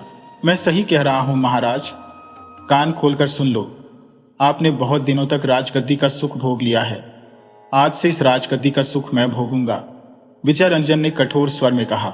मैं अभी तुम्हारी इस उद्दंडता का इंतजाम किए देता हूं। क्रोध में कांपते हुए राजा ने अपने सैनिकों को बुलाया। अरे कोई है? सैनिकों ने कक्ष में प्रवेश किया और राजा ने आदेश दिया, इन दोनों दुष्टों को पकड़ लो और ले जाकर कारागार में बंद कर दो। आदेश पाकर सैनिक चुपचाप खड़े रहे। यह देखकर राजा ने कहा, क्या बात है सैनिकों, तुम मेरे आदेश का पालन क्यों नहीं करते? चित्तरंजन, अब यह तुम्हारी नहीं बल्कि हमारे सैनिक है, यह हमारे आदेश का पालन करेंगे। वक्त बदल चुका है चित्तरंजन, तुम्हें विश्वास नहीं होता तो अभी सबूत देख लो। प्रधानमंत्री सर्वजीत ने सैनिकों को आदेश दिया, सैनिकों, इस बूढ़े शेर को गिरफ्तार करके कारागार में डाल दो। सैनिकों ने तुरंत आगे बढ़कर राजा चित्तरंजन को पकड़ लिया और उसे ले जाकर कारागार में डाल दिया। इसके बाद प्रधानमंत्री ने कहा, युवराज, आज से आप हमारे नए महाराज हैं। विजय रंजन के मुख पर प्रसन्नता की रेखाएं खींच आईं। यह देखकर प्रधानमंत्री ने कहा, युवराज, सभी सैनिकों और सेवकों को हमने अपनी ओर मिला लिया है। अब नौबतपुर की प्रजा को अपने विश्वास में लेना है। उसके बाद शीघ्र ही आपको नौबतपुर का राजा घोषित कर दिया जाएगा। दूसरे दिन प्रधानमंत्री सर्वजीत ने राज दरबार में घोषणा की।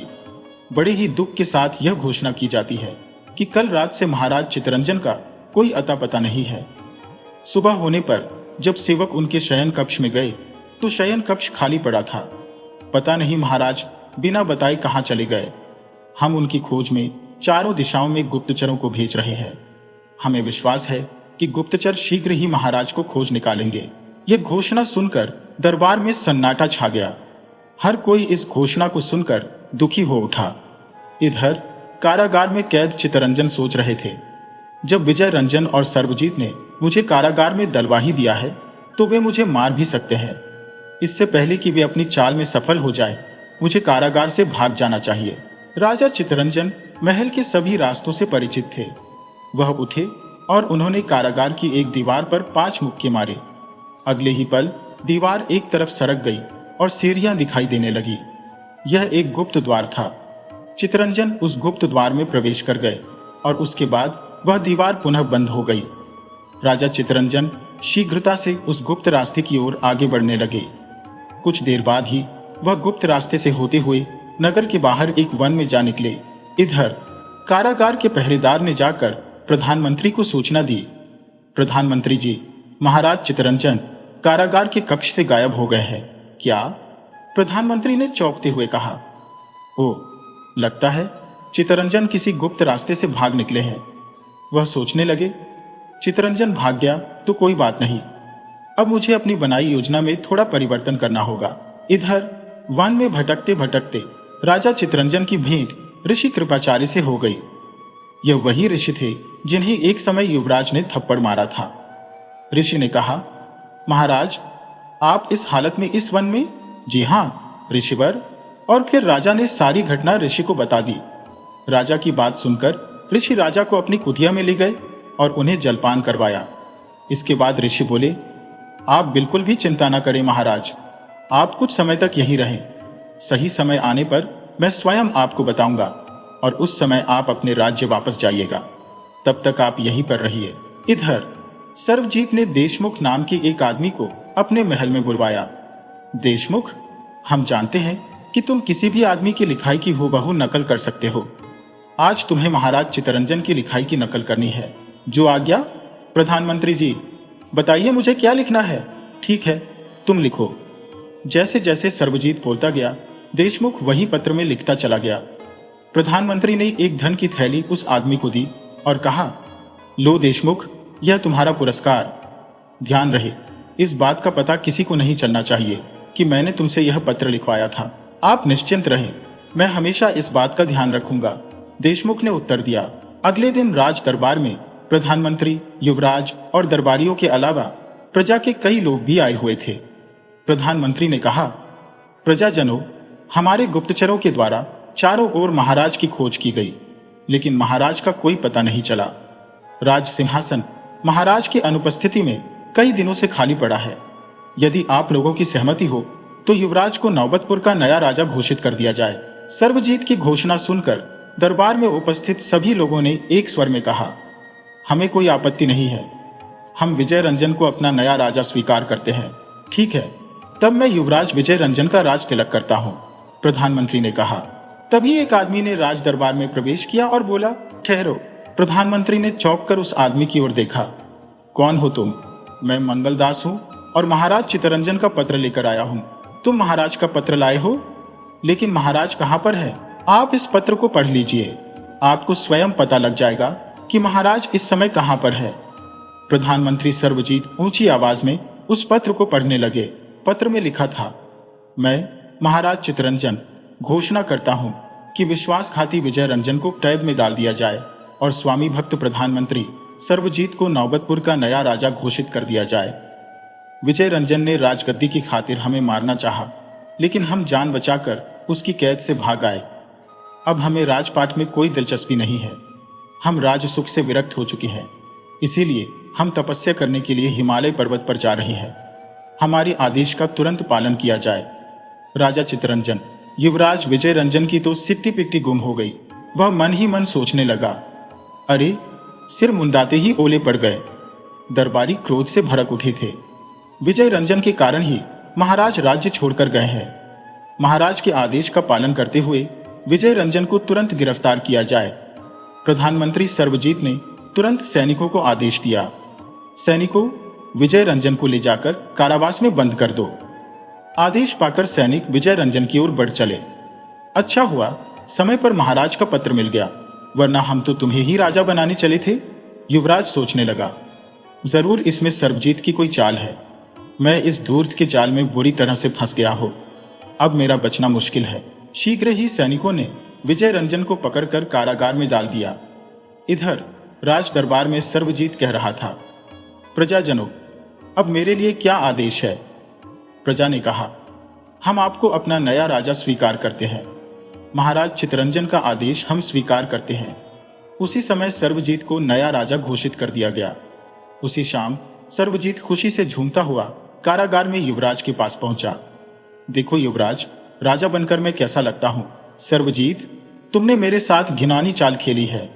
तूने जो चाहा वह तुझे मिल गया। अब मेरी तुझसे एक प्रार्थना है, तू मुझे मार दे। मैं जीवित रहूंगा तो हर पल मेरी अंतर आत्मा मुझे इस बात के लिए कचोटती रहेगी कि मैंने तुझ जैसे सपोले के कहने में आकर अपने देवता समान पिता के साथ विश्वासघात किया। मुझे मार दे सर्वजीत, मुझे मार दे। यह सुनकर सर्वजीत ठहाके मारकर हंसने लगा और बोला, विजय रंजन, तू क्या समझता है मैं तुझे इतनी जल्दी मार दूंगा? नहीं, मैं तुझे तड़पा तड़पा कर मारूंगा। नहीं, ऐसा मत कर सर्वजीत, मुझे मार दे, मैं तेरे हाथ जोड़ता हूं। सर्वजीत ने विजय रंजन की एक भी न सुनी और अट्टहास करता हुआ वहां से चला गया। अब इस घटना को कई माह बीत चुके थे। इधर महाराज चित्तरंजन वन में ऋषि के साथ अपना जीवन निर्वाह कर रहे थे। एक दिन ऋषि ने राजा से कहा, महाराज, अब वह समय आ गया है जब आपको वापस अपने राज्य जाना चाहिए। मैंने अपने योग बल से यह जान लिया है कि युवराज इस समय कारागार में है। दुष्ट प्रधानमंत्री ने उसके साथ छल और विश्वासघात किया। इस समय प्रधानमंत्री सर्वजीत ही राज सिंहासन पर बैठा है। यह तो विजय रंजन के साथ बहुत ही बुरा हुआ। अब मैं अकेला क्या कर सकता हूं ऋषिवर? अब बाजी मेरे हाथों में नहीं है, सर्वजीत के हाथों में है। इसकी तुम फिक्र ना करो राजन, तुम मेरे साथ राज दरबार में चलोगे।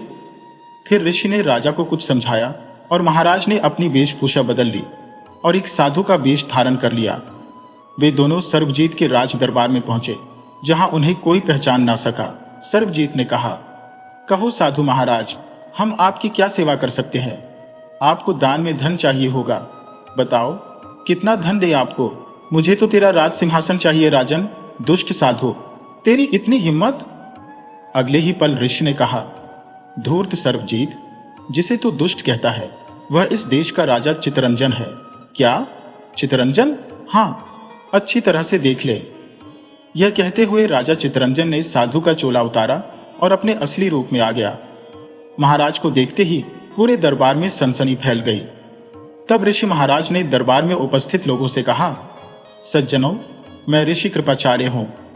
राजा चित्तरंजन ने ऐसा कोई पत्र नहीं लिखा था जिसमें सर्वजीत को राजा बनाने की घोषणा की गई हो। वह सर्वजीत की एक चाल थी। यह कहकर ऋषि ने सारी बात विस्तार पूर्वक लोगों को समझाई। सर्वजीत हक्का बक्का यह सब कुछ देख रहा था। सारी बातें जानकर सभी दरबारी और प्रजाजन भड़क उठे और सर्वजीत को पकड़कर उसकी पिटाई करने लगे।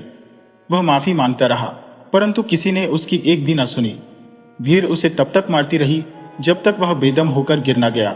इसके बाद राजा चित्तरंजन ने युवराज को कारागार से निकलवाया। पिताजी, महाराज, आप मुझे माफ कर दीजिए। दुष्ट सर्वजीत के बहकावे में आकर मैंने आपको बहुत ही दुख पहुंचाया। युवराज, वह एक दुर्घटना थी और दुर्घटना को भूल जाना ही अच्छा होता है।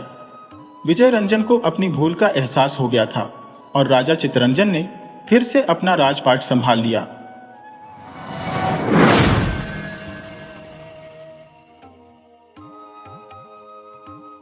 सैकड़ों साल पहले की बात है, जब रंगपुरी नामक राज्य पर बुधराज नाम का राजा शासन करता था। राजा बुधराज अद्वितीय तीरंदाज था, जिसकी तीर कमान से निकली तीर हमेशा सटीक निशाने पर लगती थी। उड़ते हुए पक्षियों को मारना उसका प्रिय खेल था और इस शौक के चलते वह अक्सर निर्दोष पक्षियों की जान ले लेता था। अपनी इस अद्वितीय तीरंदाजी पर उसे बहुत गर्व था और वह मानता था कि संसार में उसके बराबर कोई तीरंदाज नहीं है। अपने इस शौक के कारण राजा राजकाज के कार्यों में ध्यान नहीं देता था और सारा शासन मंत्रियों और वजीरों के सहारे चल रहा था। उसकी पत्नी सुंदरी इस शौक को नापसंद करती थी, क्योंकि निर्दोष पक्षियों की हत्या और राजकाज में लापरवाही उसे खलती थी। राजा अपनी तीरंदाजी की तारीफ खुद अपने मुंह से रानी के सामने करता था, लेकिन रानी उससे कुछ नहीं कहती थी। एक दिन दुखी रानी सुंदरी अपने मायके गई और अपनी मां से सारी व्यथा कह सुनाई। उसने बताया कि कैसे राजा की तीरंदाजी के शौक के कारण राज्य का राजकाज अव्यवस्थित हो रहा है और मासूम पक्षियों की जान जा रही है। उसकी मां ने उसे सांत्वना देते हुए कहा कि वह उसकी इस समस्या का समाधान निकालेगी और उसे एक योजना बताई। अगली शाम जब राजा ने अपनी तीरंदाजी के बारे में पूछा तो रानी ने उसकी मां के बताए अनुसार जवाब दिया। उसने कहा, महाराज, यदि आप जानना चाहते हैं कि इस दुनिया में आपसे बेहतर तीरंदाज कोई है या नहीं, तो आपको पूरी दुनिया घूमनी होगी। घर बैठे तो आपको अपने से बेहतर तीरंदाज नहीं मिलेगा। राजा ने चुनौती स्वीकार करते हुए कहा, अगर मैं अपने से अच्छा तीरंदाज ढूंढने में असफल रहा तो 1 साल तक मैं तुम्हें अपनी शकल नहीं दिखाऊंगा। रानी ने शर्त मान ली और राजा तीरंदाज की खोज में निकल पड़ा। वह 1 सप्ताह तक भटकता रहा। अंततः एक दिन राजा की दृष्टि एक व्यक्ति पर पड़ी, जिसके हाथ में धनुष बाण थे। उसे देखते ही राजा के मन में विचार आया, यह कौन खड़ा है, इसके हाथ में धनुष बाण भी है। चलो, इतने दिनों बाद कोई मिला तो सही, चलकर इसी से पूछता हूं। राजा उस व्यक्ति के निकट गया और पूछा, क्यों भाई, तीर कमान हाथ में लिए हुए तुम क्या किसी शिकार की तलाश में हो? व्यक्ति ने उत्तर दिया, शिकार तो मैं कर चुका हूं भाई, अब तो उसके गिरने की प्रतीक्षा कर रहा हूं, लेकिन तुम कौन हो? राजा ने थोड़ी देर सोचा और फिर कहा, मैं बुधराज हूं और अपने से बड़े किसी निशानेबाज की खोज में निकला हूं। लेकिन तुमने नहीं बताया कि तुम कौन हो और शिकार के गिरने का क्या मतलब है? व्यक्ति ने उत्तर दिया, मित्र, मेरा नाम धनुषराज है।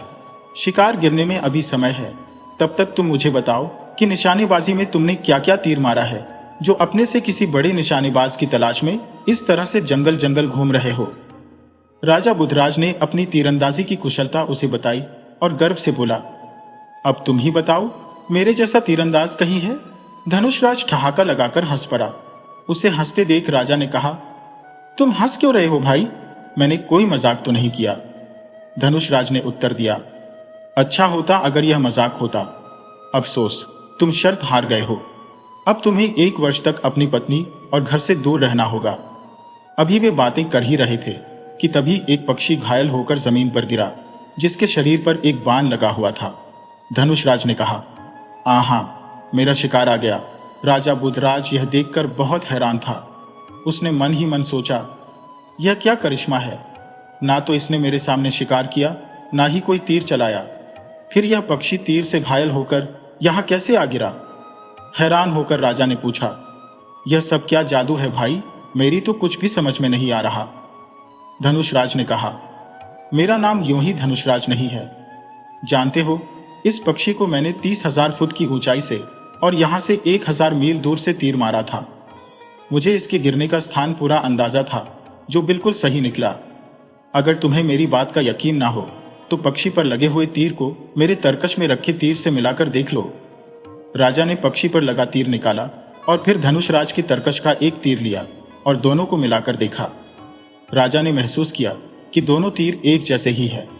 इसका मतलब कि मैं शर्त हार गया और शर्त के मुताबिक अब मुझे 1 वर्ष तक अपनी पत्नी को अपना मुंह नहीं दिखाना है। फिर राजा ने सोचा, क्यों ना मैं धनुषराज के साथ ही रहूं? इसके साथ रहकर मैं धनुर्विद्या में और भी कुशल हो जाऊंगा। इसके बाद राजा ने धनुषराज से कहा, भाई, मैं तुम्हें मान गया। तुम वास्तव में मुझसे 1000 गुना बेहतर तीरंदाज हो।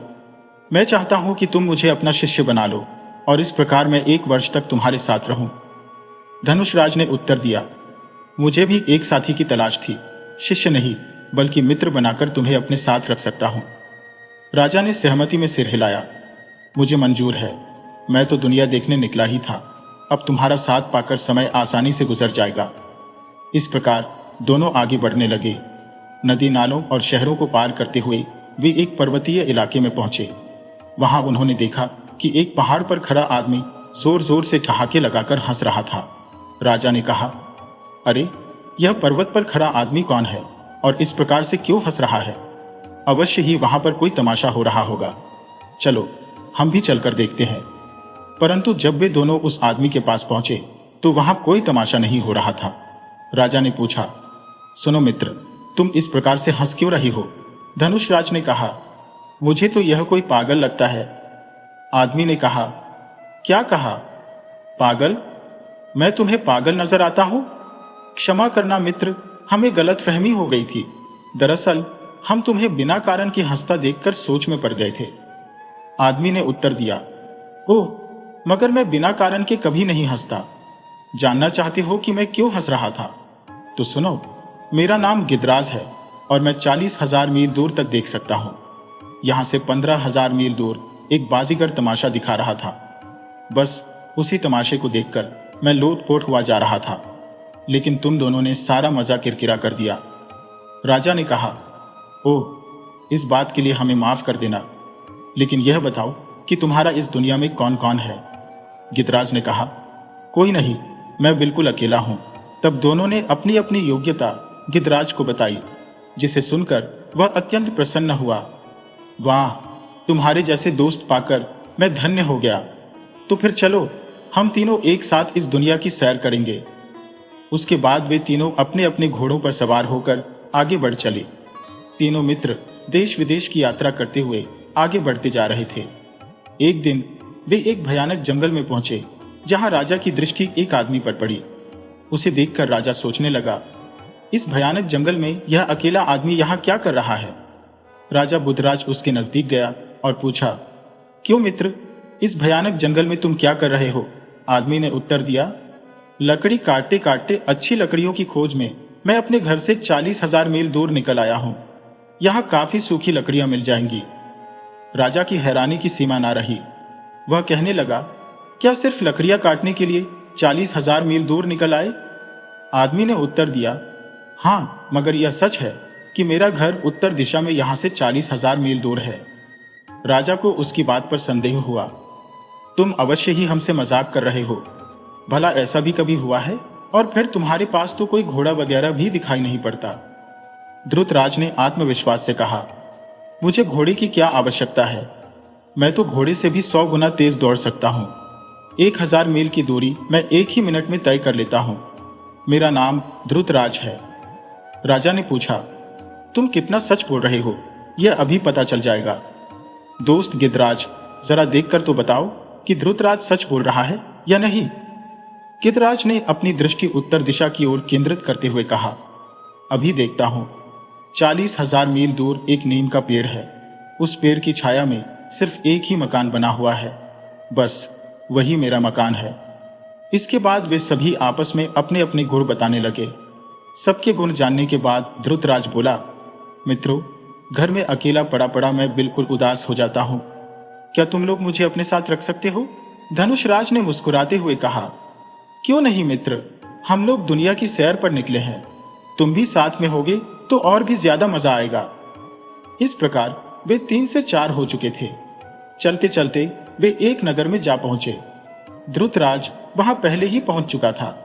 नगर में पहुंचने के बाद राजा ने कहा, हैरानी की बात है, सारे बाजार बंद है, गलियां सूनी पड़ी हैं। आखिर क्या कारण हो सकता है? गिदराज ने कहा, मुझे पास ही एक पेड़ के नीचे कुछ लोग दिखाई पड़ रहे हैं।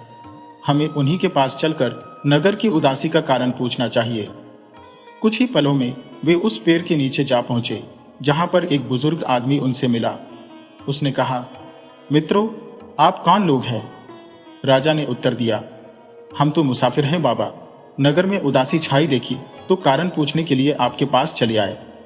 बुजुर्ग ने कहा, हमारे राजा का एक ही बेटा है, मगर इस समय वह एक भयानक बीमारी का शिकार है। इसका इलाज इस शहर से 20,000 मील दूर एक अमृत झरने का पानी है। वैद्य जी कहते हैं कि अगर शाम तक अमृत झरने का पानी राजकुमार को ना पिलाया गया तो फिर उसे कोई नहीं बचा सकता।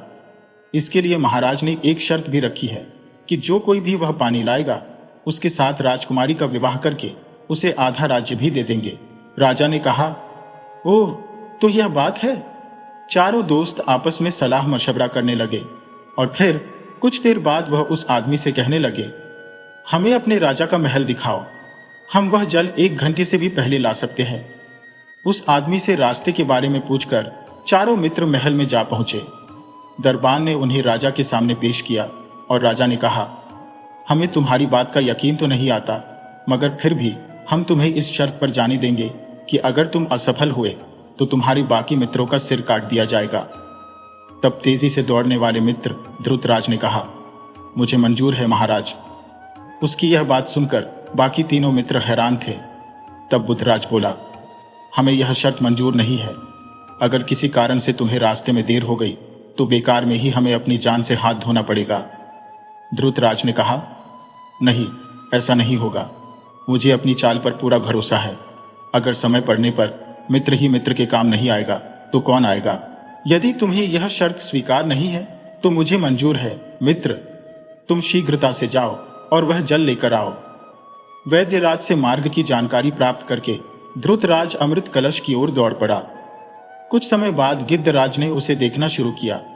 तब राजा बुधराज ने कहा, प्रिय मित्र गिद्धराज, कृपया देखकर बताओ कि ध्रुतराज इस समय कहाँ है और झरने से कितनी दूर है? गिद्धराज ने उसे देखते हुए कहा, वह तो झरने तक पहुंच चुका है और अब पानी भर रहा है। मगर अरे, यह क्या? जिस वृक्ष के नीचे बैठा ध्रुतराज झरने का पानी एक लोटे में भर रहा है, उसी वृक्ष से एक भयानक अजगर उसकी ओर बढ़ रहा है। तभी धनुषराज ने अपना धनुष और तीर संभाला और कहा, क्या तुम मुझे उस अजगर की सही स्थिति बता सकते हो? मैं अपने तीर से हजारों मील दूर बैठे उस अजगर को समाप्त करने की कोशिश करूंगा। गिद्धराज ने धनुषराज को उस अजगर की सही स्थिति बताई और फिर धनुषराज ने बाण छोड़ दिया। गिद्धराज ने कहा, तीर एकदम निशाने पर लगा है और देखो, अजगर की पकड़ भी ढीली हो रही है। बस अब कुछ ही क्षणों में ध्रुतराज पहुंचने वाला है। कुछ समय बाद ध्रुतराज तेज गति से दौड़ता हुआ महल में आ पहुंचा। उसके हाथों में एक कलश था जिसमें उस झरने का जल भरा हुआ था। वैद्य जी ने राजकुमार को अमृत झरने का जल पिलाया। जल पीने के बाद राजकुमार ने कहा, मैं बिल्कुल ठीक हो गया पिताजी। वाह, आज मैं बहुत ही खुश हूं। अब तुम में से किसी एक के साथ मेरी बेटी का विवाह होगा, मगर यह फैसला तुम ही मिलजुल कर करना होगा कि मेरी बेटी का हाथ तुम में से कौन थामेगा। तब राजा बुधराज ने कहा, राजकुमारी से विवाह करने का असली हकदार तो ध्रुतराज ही है महाराज। वही अपनी जान पर खेलकर हजारों मील दूर से अमृत जल लाया है। धनुषराज और गिद्धराज ने तो केवल उसकी मदद की है। तभी धनुषराज बोल पड़ा, यह झूठ है महाराज, यह सारी योजना तो मेरी थी। योजना? कैसी योजना? सभी हैरानी से धनुषराज की ओर देखने लगे। मैं सच कहता हूं महाराज, अगर मैं यह योजना ना बनाता तो हम कभी भी इस राज्य में ना पहुंचते और ना ही हमें आपके महल में चल रहे षड्यंत्र का पता चलता। सुनिए महाराज, हम तीनों में से किसी में भी कोई विशेष योग्यता नहीं है। हम तीनों रंगपुरी के मशहूर ठग हैं, मगर हम इस ठगी के धंधे से बिल्कुल उकता चुके थे और चाहते थे कि शरीफों की तरह से अपना जीवन व्यतीत करें। तब एक दिन राजा बुधराज की पत्नी यानी रानी सुंदरी की मां हमारे पास आई और उन्होंने ही हमें एक ऐसी योजना बनाने के लिए कहा जिससे महाराज बुधराज का घमंड टूट सके और वह निर्दोष पक्षियों की हत्या ना करें। उनके कहने पर ही हम भेष बदलकर महाराज का पीछा करने लगे और वक्त पड़ने पर जब मैं धनुषराज बनकर महाराज के सामने पहुंचा और उन्हें बातों में उलझाया, इसी बीच गिद्धराज ने मेरे ही जैसे एक तीर से एक पक्षी मार गिराया और महाराज ने मुझे चमत्कारी तीरंदाज मान लिया और महारानी जी को दिया हुआ वचन निभाया। राजा यह सब सुनकर बेहद आश्चर्यचकित थे। उन्होंने पूछा, फिर आगे क्या हुआ? धनुषराज ने कहा, महाराज, योजना के अनुसार हमने आगे कदम बढ़ाया। आपको गिद्धराज और ध्रुतराज से परिचय हुआ। वास्तविकता में ध्रुतराज के पास एक तेज गति वाला घोड़ा था और मैंने जानबूझकर अपने घोड़े की चाल धीमी रखी ताकि ध्रुतराज हमसे पहले नगर में पहुंच सके। यहां पहुंचने पर हमने शहर में छाई उदासी का कारण पूछा। राजकुमार की बीमारी और अमृत झरने की जानकारी मिलने के बाद मैं वैद्य जी के घर गया। वहां मैंने वैद्य जी को आपके महामंत्री से बात करते सुना। मैं छिपकर उनकी बातें सुनने लगा। वैद्य जी मंत्री जी से कह रहे थे कि सूरज ढलने के बाद वे दवा के बहाने राजकुमार को जहर दे देंगे। मंत्री जी ने खुशी से कहा कि वे वैद्य जी को मालामाल कर देंगे। मुझे तुरंत समझ आ गया कि यह साजिश महामंत्री और वैद्य का रचा हुआ खेल है। मंत्री जी के जाने के बाद मैंने वैद्य को अकेला पाकर दबोच लिया। धमकाने पर उसने सारा सच उगल दिया कि यह सब महामंत्री की साजिश है। मैंने वैद्य से राजकुमार की बीमारी की असली दवा हासिल कर ली। इसके बाद की सारी घटना आपके सामने ही है। असलियत यह है कि राजकुमार को नगर के एक कुएं के पानी में दवा मिलाकर पिलाई गई थी, जिससे वे स्वस्थ हो गए। गिद्धराज की सुनाई कहानी पूरी तरह झूठी थी। सैनिकों ने उसी समय महामंत्री और वैद्य को कारागार में डाल दिया। राजा ने कहा, अब तुम्हारा फैसला राजकुमारी ही करेगी। राजकुमारी के आने पर उसने कहा, माना कि तुम तीनों ठग हो, लेकिन आज तुम्हारे कारण एक भयानक साजिश का पर्दाफाश हुआ है। तुम्हारे भीतर एक अच्छा इंसान बनने की ललक है, इसलिए शर्त के मुताबिक मैं विवाह ध्रुतराज से ही करूंगी, लेकिन पहले राजा बुद्धराज से अनुमति लेनी चाहिए। राजा बुद्धराज का घमंड अब टूट चुका था। उन्होंने इसके लिए कोई आपत्ति नहीं की। इसके बाद राजा बुद्धराज ने धनुषराज और गिद्धराज को अपना विशेष सहयोगी नियुक्त कर लिया और महल लौट आए। महल लौटने पर रानी महाराज को देखकर बहुत प्रसन्न हुई। महाराज ने कहा, रानी, अब हमें समझ में आ चुका है कि निर्दोष पक्षियों को अपने शौक के लिए मारना उचित नहीं है। अब से हम तीरंदाजी तो करेंगे, लेकिन साथ ही साथ राजकाज पर भी पूरा ध्यान देंगे और किसी निर्दोष पक्षी की हत्या नहीं करेंगे। इसके बाद राजा बुद्धराज और उनकी रानी ने शांतिपूर्ण और सुखमय जीवन बिताना शुरू कर दिया।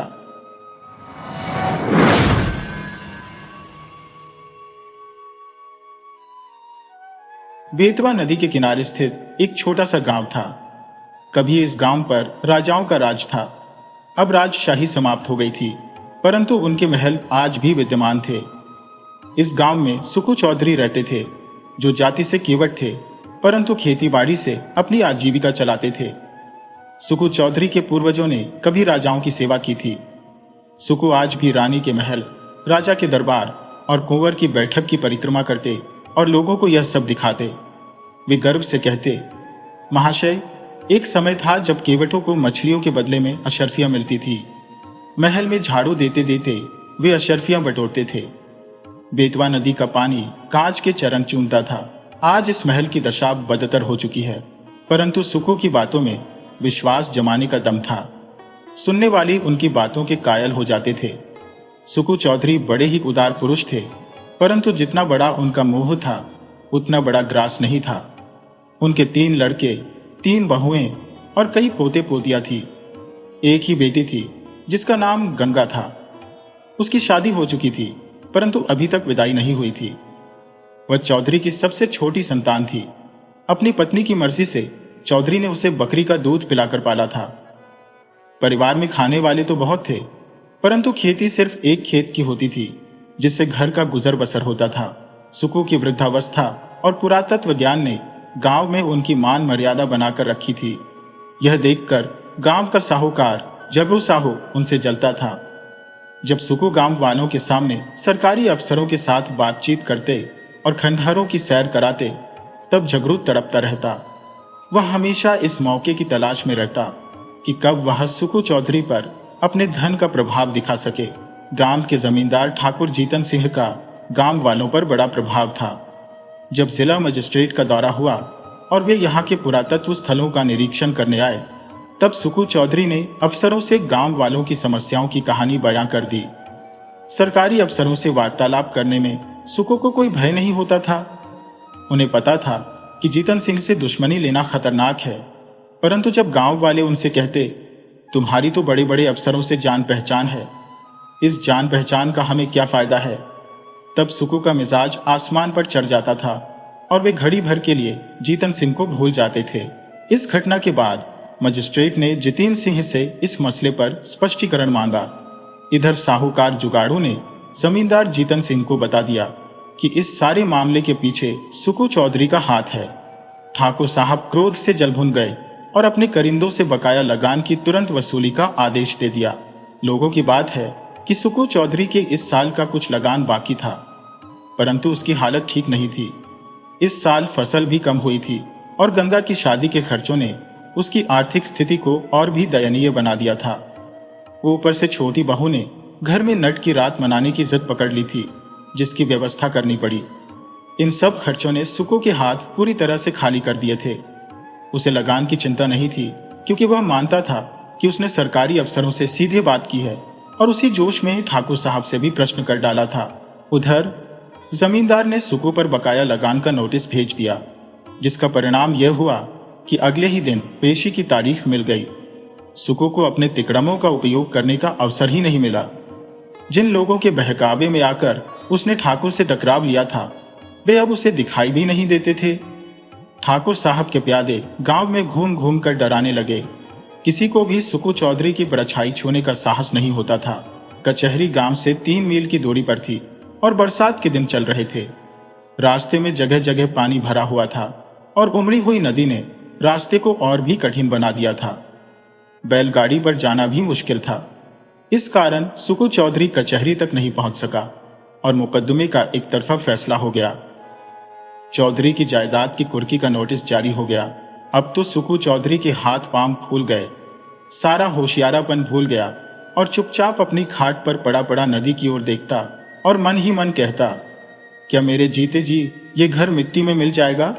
मेरे इन बैलों की सुंदर जोड़ी के गले में किसी और का जुआ पड़ेगा? यह सोचते सोचते उसकी आंखें भर आई। वह बैलों से लिपट कर रोने लगा, परंतु बैलों की आंखों में आंसू क्यों नहीं आ रहे थे? वे नांद में मुंह क्यों नहीं डालते थे? क्या उनके दिल पर भी अपने मालिक के दुख की चोट पहुंच रही थी? वह मन ही मन सोचता, क्या हमें इस घर से निकाल दिया जाएगा? क्या पूर्वजों की यह निशानी मेरे जीते जी छिन जाएगी? चौधरी अपनी खाट पर उदास पड़ा रहता। घंटों अपने कुल देवता महावीर और महादेव की प्रार्थना करता और उनके गुणगान गाता। उसकी चिंता का अब कोई और सहारा नहीं था। इसमें कोई संदेह नहीं था कि चौधरी की तीनों बहुओं के पास गहने थे, परंतु चौधरी का स्वभाव बहुत ऊंचा था। उसे अपनी बहुओं से इस तरह की बातें कहना अपमानजनक लगता था। शायद उसके मन में यह विचार ही नहीं आया कि वह अपनी बहुओं से गहने मांगकर पैसों का इंतजाम करे। अगर उसके तीनों बेटे थोड़ी भी समझदारी दिखाते तो बूढ़े चौधरी को देवताओं की शरण में जाने की आवश्यकता नहीं पड़ती, परंतु यहां तो स्थिति ही निराली थी। बड़े बेटे को घाट पर काम से फुर्सत नहीं थी और बाकी 2 बेटे इस जटिल समस्या के विचित्र हल खोजने में लगे थे। मंझले बेटे ने मुंह बनाकर कहा, इस गांव में क्या रखा है? जहां कमाऊंगा वहीं खाऊंगा, परंतु जीतन सिंह की मूंछों का एक एक बाल करके जाऊंगा। छोटे बेटे ने ऐंठ कर कहा, मुझे चुन लो, नाक में दम कर दूंगा, नागदा घूमेगी। इस पर दोनों खूब हंसे और मछली पकड़ने के लिए चल दिए। गांव में एक बूढ़े ब्राह्मण भी रहते थे, जो मंदिर में पूजा करते और नित्य अपने यजमानों को दर्शन देने नदी पर जाते थे। वह जमींदार के गुप्तचर से नजर बचाकर सुकू के पास आए और सहानुभूति के स्वर में बोले, चौधरी, कल ही तक की बात है और तुम अभी तक यहाँ पड़े पड़े सो रहे हो। क्यों नहीं घर की चीजें उठाकर किसी दूसरी जगह भेज देते? कुर्की होने से जो कुछ बच जाए वह सही है। चौधरी लेटा हुआ था, उठकर बैठ गया और आकाश की ओर निहार कर बोला, जो कुछ उसकी इच्छा होगी वही होगा। मुझे इस जंजाल में नहीं पड़ना। इधर कई दिनों की निरंतर भक्ति और उपासना के कारण चौधरी का मन शुद्ध और पवित्र हो चुका था। उसे चल पर धन की घृणा हो चुकी थी। चौधरी की बात सुनकर पंडित जी को लज्जा हुई और वे चुपचाप अपने घर लौट गए। परंतु चौधरी के घर के अन्य लोगों को भगवान पर भरोसा नहीं था। वे धीरे धीरे घर का सामान दूसरी जगह ले जाने लगे। अनाज का एक दाना भी घर में नहीं रहा। रात को घर के लोग घर का सामान नाव पर लाद कर नदी के दूसरी ओर खाली करके वापस लौट आते। 3 दिन तक घर में चूल्हा नहीं जला। बूढ़े चौधरी के मुंह में अन्न की कौन कहे, पानी की एक बूंद तक नहीं पड़ी थी। उसकी बहुएं बाहर से चना भून कर लाती और चपाती बनाती। उसके बेटे मछलियां भून भून कर खाते, परंतु बूढ़े की इस एकादशी में कोई शरीक नहीं था। अगर कोई था तो सिर्फ उसकी बेटी गंगा। वह बेचारी अपने बूढ़े बाप को चारपाई पर पड़े छटपटाते देखती तो बिलख बिलख कर रो पड़ती। लड़कों को अपने माता पिता से वह प्रेम नहीं होता जो लड़कियों को होता है। गंगा जाली इसी उधेड़बुन में थी कि अपने पिता की किस तरह से सहायता कर सकती है। उसने सोचा, यदि हम सब भाई बहन मिलकर जितेंद्र सिंह के पास जाकर दया की भीख मांगे तो वह अवश्य मान जाएगा, परंतु बापू को यह बात स्वीकार नहीं होगी। यदि वह एक दिन बड़े साहब के पास चले जाए तो भी बात बन सकती है, किंतु इस समय तो जैसे उनकी बुद्धि मेरी गई है। तभी उसके मन में एक विचार आया जिससे उसका चेहरा खिल उठा। चौधरी उच्च स्वर में अपने सोए हुए देवताओं को पुकार पुकार कर बुला रहे थे। तभी उनकी बेटी गंगा जाली उनके पास आकर खड़ी हो गई। चौधरी ने हैरान होकर बेटी से कहा, क्यों बेटी, इतनी रात गए बाहर क्यों आई हो? गंगा जाली ने कहा, बाहर रहना तो अब भाग्य में लिखा है, घर में कैसे रहूं? बापू, क्या आपने घर बचाने का कोई उपाय सोचा है या यूं ही सब मिट्टी में मिल जाएगा? क्या हमें पेड़ के नीचे रखना चाहोगे? चौधरी ने बड़े ही उदास स्वर में कहा, बेटी, मुझे तो अब कोई उपाय नहीं सूझता, भगवान जो चाहेंगे वही होगा। गंगा जाली ने कहा, मैंने एक उपाय सोचा है। कहो तो बताओ। चौधरी उठकर बैठ गए और पूछा, कौन सा उपाय है बेटी? गंगा जाली ने कहा, मेरे गहने झगड़ू साहू के यहां गिरवी रख दो, उतने पैसे जमा हो जाएंगे। चौधरी ने ठंडी सांस लेकर कहा, बेटी, तुम्हें यह कहते हुए लाज नहीं आई? वेद शास्त्रों में मुझे तुम्हारे गहने गिरवी रखना मना है। क्या तुम मुझे नरक में धकेलना चाहती हो? गंगा जाली पहले से ही उत्तर देने के लिए तैयार थी। बोली, मैं तुम्हें गहने दे थोड़ी रही हो, केवल कुछ समय के लिए। इसे कम चलाओ, चैत्र महीने में छुड़ा लेना। चौधरी ने कड़क कर कहा, मुझे यह नहीं होगा। गंगा जाली उत्तेजित होकर बोली, तुमसे यह नहीं होगा तो मैं खुद ही चली जाऊंगी। मुझे घर की यह दुर्दशा अच्छी नहीं लगती। चौधरी ने झुंझलाकर कहा, बिरादरी में कौन मोह दिखाऊंगा? गंगा जाली ने चढ़कर कहा, बिरादरी में कौन दिंदोरा पीटने जाता है? चौधरी ने फैसला सुनाया, जग हंसाई के लिए मैं अपना धर्म नहीं बिगाड़ूंगा। तब गंगा जाली बिगड़कर बोली, मेरी बात नहीं मानी तो तुम्हारे ऊपर मेरी हत्या का दोष लगेगा। आज ही बेतवा नदी में कूद पड़ूंगी। तुम्हें चाहे घर की दुर्दशा अच्छी लगे, पर मुझे अच्छी नहीं लगती। चौधरी ने ठंडी सांस लेकर करोड़ स्वर में कहा, बेटी, मेरा धर्म भ्रष्ट मत करो। यदि ऐसा ही है तो किसी भाभी से गहने मांग लो। गंगा जल्ली ने गंभीर स्वर में कहा, भाभियों से कौन अपना मुंह है? यदि उनको इतनी ही फिक्र होती तो अब तक कहने देती, मुंह में दही जमाकर नहीं बैठी होती। चौधरी के पास इस बात का कोई उत्तर नहीं था। गंगाजली घर में जाकर गहनों की पिटारी उठा लाई और एक एक करके उसने सारे गहने एक पोटली में बांध दिए। चौधरी ने आंखों में आंसू भरकर कहा, हे राम, इस शरीर की क्या गति लिखी है? यह कहकर वह उठे। बहुत संभालने पर भी आंखों के आंसू वह छिपा न सके। रात का समय था। बेतवा नदी के किनारे मार्ग को छोड़कर सुखो चौधरी गहनों की गठरी कांख में दबाए हुए इस तरह से चुपके चुपके चले जा रहे थे मानो पाप की गठरी ली जाते हो। जब वह जुगाड़ू साहू के मकान के पास पहुंचे तो ठहर गए। आंखें खूब अच्छी तरह से साफ की जिससे पता न चले कि चौधरी रोता हुआ आया है। जबरू साहू अपनी मोटी ऐनक लगाए हुए वही खाता फैलाए बैठे थे। वे अपनी भी खतियान जांच रहे थे कि किससे कितना लेना है। इसी समय सुख चौधरी ने आकर कहा, जय राम जी की। जगरू साहू ने देखा और पहचान कर बोले, जय राम जी की चौधरी। कहो, मुकदमे में क्या हुआ? यह लेन देन बड़े झंझट के काम होते हैं, दिन भर सिर उठाने की फुर्सत नहीं मिलती। चौधरी ने पोटली को खूब सावधानी से छिपाते हुए लापरवाही से कहा, अभी तक कुछ नहीं हुआ, कल डिग्री होने वाली है। ठाकुर साहब ने न जाने कब का पर निकाल रखा है। हमें 2-3 दिन की मोहलत देते तो डिग्री जारी ना हो पाती। छोटे साहब और बड़े साहब दोनों मुझे अच्छी तरह से जानते हैं। अभी इसी साल मैंने उनसे नदी के किनारे पर घंटों बातें की, किंतु एक तो बरसात के दिन, दूसरे एक दिन की भी मोहलत नहीं मिली। क्या करता? इस समय मुझे रुपयों की चिंता है। जगरू साहू ने हैरानी से पूछा, तुमको रुपयों की चिंता? घर तो तुम्हारा भरा पड़ा है, किस दिन काम आएगा? जगरू साहू की हैरानी जायज थी। सारे गांव को विश्वास था कि चौधरी के घर में लक्ष्मी महारानी का राज है। चौधरी का रंग बदलने लगा। वह बोले, साहू जी, रुपया होता तो किस बात की चिंता थी? तुमसे कौन सी बात छिपी है? आज 3 दिन से घर में चूल्हा नहीं जला, रोना पीटना मचा हुआ है। ठाकुर साहब ने तो उजाड़ने में कोई कसर नहीं छोड़ी। जगरू साहू तो जैसे इसी मौके की तलाश में बैठे थे। पूछने लगे, आज शिकार फंस ही गया?